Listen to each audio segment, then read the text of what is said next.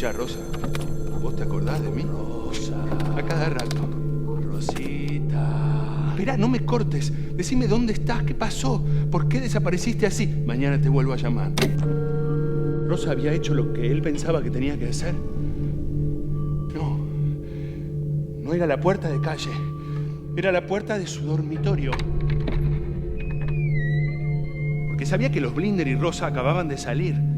¿Quién estaba entonces en la casa? Salió del desván y a toda velocidad fue hasta la zona donde estaba la aspiradora. Por favor, señor Álvaro, le pido que me deje. Dale, Rosa, vení acá.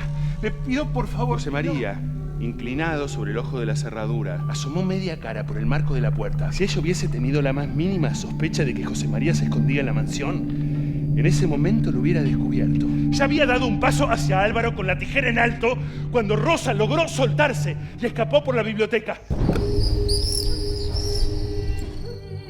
Un momento después, dejó de respirar. Avanzó suavemente hasta que sus labios rozaron la frente de su hijo. «Mamá», le dijo, la primera vez, acuclillado frente a él en un rincón. «¿Y vos te alimentás, te cuidás?» «Vino normal. Igual la señora le compra todos esos productos que sacan para bebés». ¿Dónde estaban? ¿Dónde se podían haber metido? Se ríe de todo y me hace reír. Llega la señora, te tengo que cortar. Háblale de mí, Rosa. Al nene.